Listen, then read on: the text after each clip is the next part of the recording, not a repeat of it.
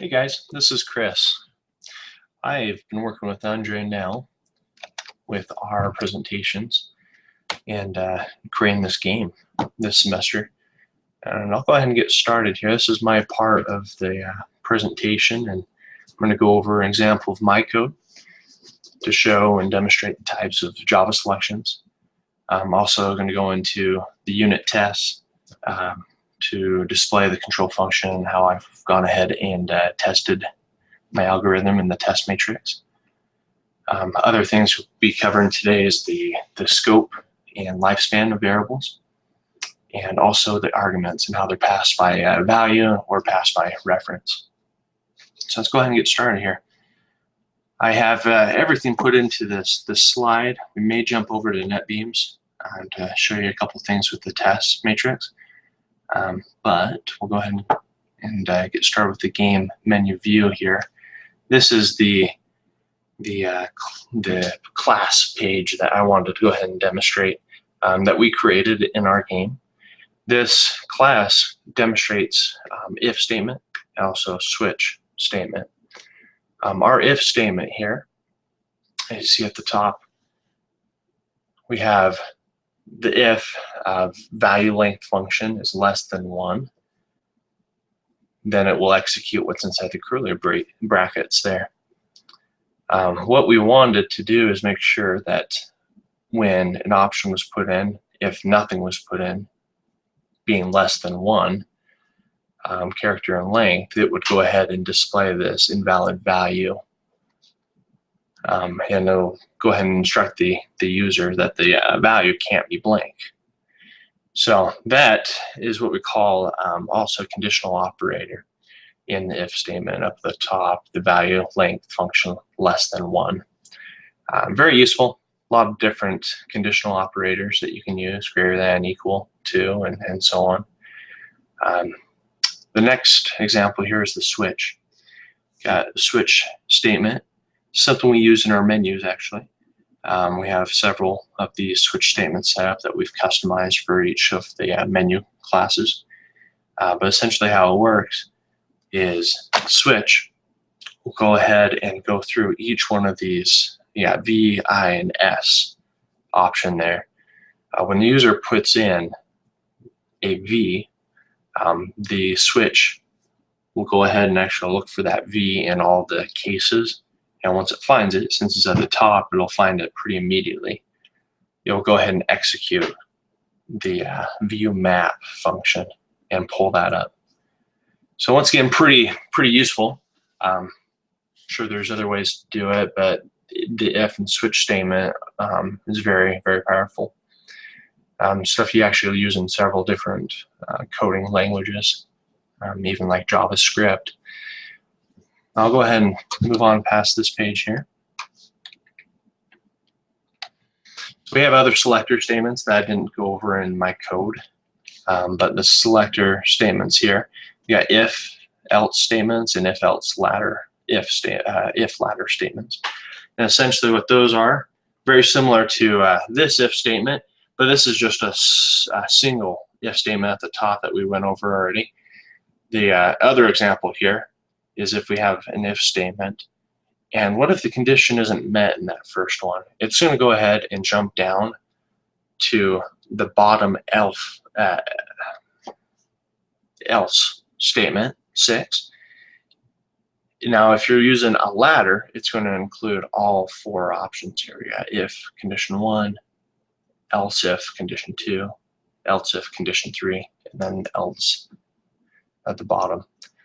And it will just go ahead and look at each one of these statements. If it's not found in the first 3 if conditions, it's going to go ahead and do the else. So this is very useful if you have like debugging, for instance. You want to go ahead and put statements in there, make sure you got certain things being called appropriately. If it's not met by the first 3 conditions, you could have that last else just come back saying invalid entry, telling the user to go ahead and re-enter something that's appropriate that will be caught by the other conditions. So our test matrix, this is the one I created. is actually to calculate how to move the boat from where in the game it's going to be constructed to the ocean or to the shore side. How it works here is we've got parameters in the top if statement here. We need to make sure that it's not a number isn't being measured or being fed into the game that is less than 126. If it's less than 126, it's going to return -1, meaning invalid. Also, going to the second if statement there, the radius being less than 4 or radius greater than 5, also want to be able to give a -1, meaning invalid for that test. The algorithm itself that we made is for the tree rollers. This is just like you see in the movies, rolling a big object on a bunch of logs. That's pretty much what's going on in the game. But essentially, I had to come up with a formula for the calculation to actually take place to see if it was a valid formula or valid length or radius. So let's go ahead and actually jump over to the next page, and then we'll show you in NetBeans what I did to actually test that in my Java coding. So this is the test matrix.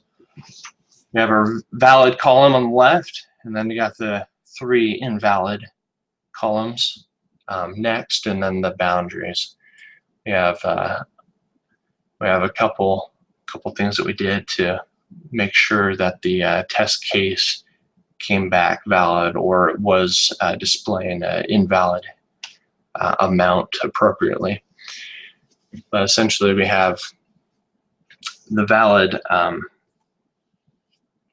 column on the left. That's just a general. It fits within the parameters, and it would come back with a positive test on that far left. The invalid ones that we wanted to encompass was anything less than 125 in length, or also less than 4 in radius. The next one was 126 in length with 3 in radius. And then the last invalid test case that we wanted to do is the 175 and 6. We just want to make sure the radiuses weren't getting messed up there. Down the bottom, or the error comment, you can see that the radius cannot be higher number than 5 inches. And that was our test parameters that we want to make sure came back negative if the user passed those thresholds. Now, let's go ahead and jump over to NetBeans. So I'll go ahead and show you what we end up doing here. So I have my boat control class, and that's where my algorithm went. And everything's just typed out, just like in how it should be in Java. All I did was convert what we did in the original test case on this page and convert it over to the Java language appropriately there. And how we go ahead and test that, we actually have to go create a test matrix. I have it pulled up here. I'll walk you through real quick just to ensure that you know that this is how we do it. But if we go over to our boat control class, right click, go down to tools. We're going to go create update tests. We'll make sure that I have everything set by default appropriately. But we want to make sure that these generated code boxes are unselected there. And we go ahead and hit OK. It is going to go into my test package folder, which is just fine. So we'll hit OK. It's going to update my page here. You can see down here it's thinking. So we'll just let it think for a moment. Boom. Here we go. So you see, I have these parameters already put in there. Length 185. This was my ideal qualified length and radius. The funny thing is, I went ahead and got a whole bunch of errors every time we started doing this. And I found out that it was off by just that little amount there. So I added this in Java. It was pretty strict on the formula. And go ahead and we'll run a test, and it should come back 100%. Open up the test window, 100%. Boom. Did just fine. So I'm going to go ahead and exit out of that test. Demonstrate what it looks like if it's wrong. Go ahead and change the radius down to 4, which was the invalid amount. I can't do anything less than this amount. So I'll go ahead and hit test. Came back, failed. Got 0% pass. So you know it works. You got the amount needs to be appropriate. Should be 5, right? Run test one more time here. Just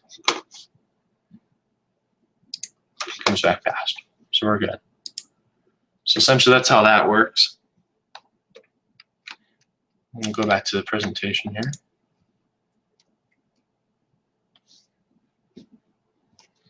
Go into life and lifespan and scope here for you guys. This is my inventory control class that we made. Have our class scope up here. So I don't have specifically something in here that's at a class scope, but if we were to go ahead and actually create a in between this public class inventory control, I have the next line here, public double space area of RAF test.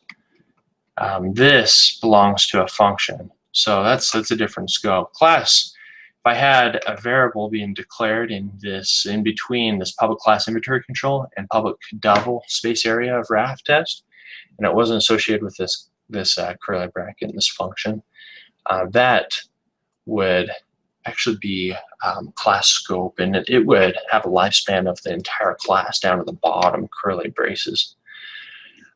Really useful if you need to go ahead and make it the lifespan the full class, but not necessarily, especially if you're trying to limit where you're going to have problems. Imagine having a whole page where your class takes up a whole page and you're trying to figure out where the problem is, if there's an error coming back or if the program's not working appropriately. Debugging could be difficult. So that's why we have different scopes here.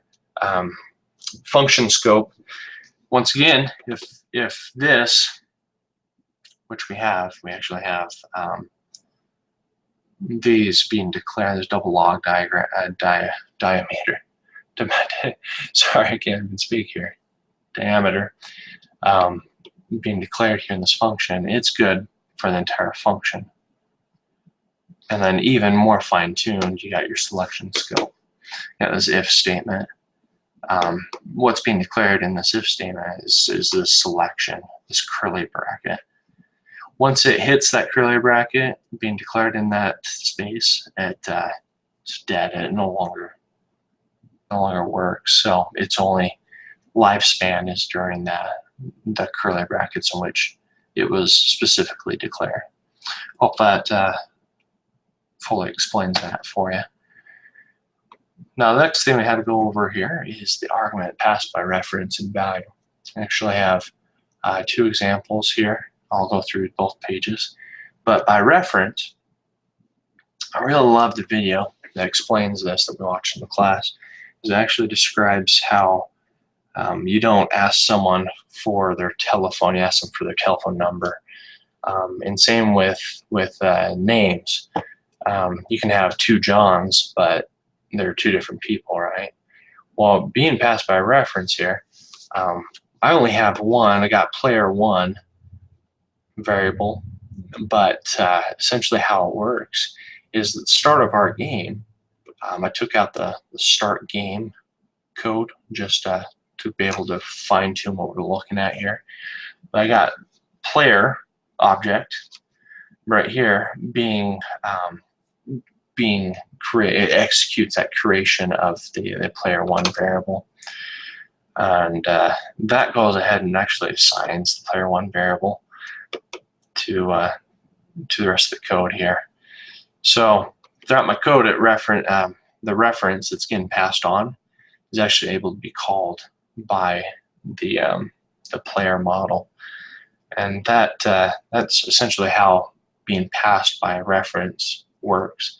Is we can have this player, a name, something being entered by the player, being assigned to the variable and passed on through the code into the appropriate other classes that we need it to be in our model package. The second one was by value. Now, value referring to numbers, referring to some kind of the value that you need in the game. We actually don't have this currently set up in our coding as of yet. This is just an example actually created here for the sake of this presentation. But we got a similar situation here where we have this current health being assigned a value of 90. And that actually gets passed through to this update player health rating. And it gets assigned to this current health. Now that then will go ahead and get passed down into our update player health rating function here with the health double, and continue getting passed through. This helps with the values, different than by reference, but that's really how the two work. You can have them both be called up in the view, essentially. So you have the number going through algorithm of some sort and coming up with the conversion, the rating in this case, and then the player can see that what the health rating is. But essentially, you won't be able to pass by reference this way. This is completely different. You have reference and value.